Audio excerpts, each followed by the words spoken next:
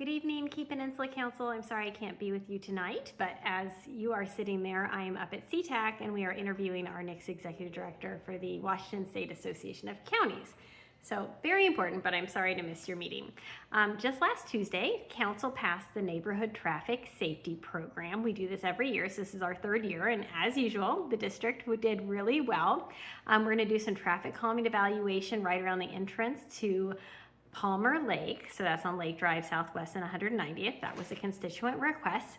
We're also doing traffic calming studies, kind of similar to what we did in Key Center. Thank you, Kathy Lyons. We're going to take a look at doing some similar things, or at least investigating between Key Peninsula Middle School and home. The going in and out of home also had some concerns and lots of speeding along there.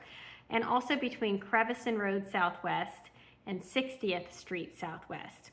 We had requests for doing some traffic calming in front of Lake Catherine, but as you know, that's a state highway, so I was nixed on that. So that's that. In a couple weeks, on May 19th, at the Community Development and Environment Committee meeting, we're having a presentation about code enforcement improvements. And I know there's a lot of people on the Key Peninsula that have code enforcement concerns. So check that out if you're interested, or you can follow with me and I can let you know what the update is. You've probably heard the Key Peninsula did well in the state budget this year. There's $211,000 in the budget for a backup water generator system for the Key Center area, and $350,000 for transit on the Key Peninsula. Again, this isn't going to give us everything, but that money will come to the county, and we're going to figure out how we can best leverage it in our efforts to get more sustainable transportation on the Key Peninsula.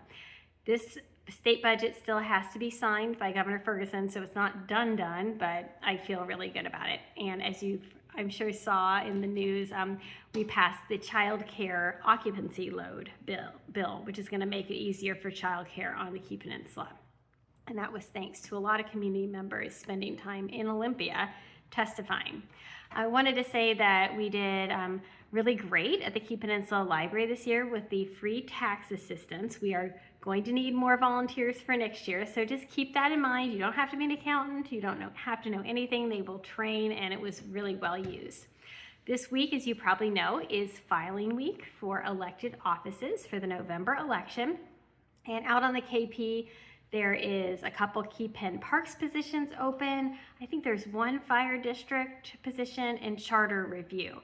So if you're interested in any of these positions or you have questions, feel free to reach out to me. I will see many of you at the Livable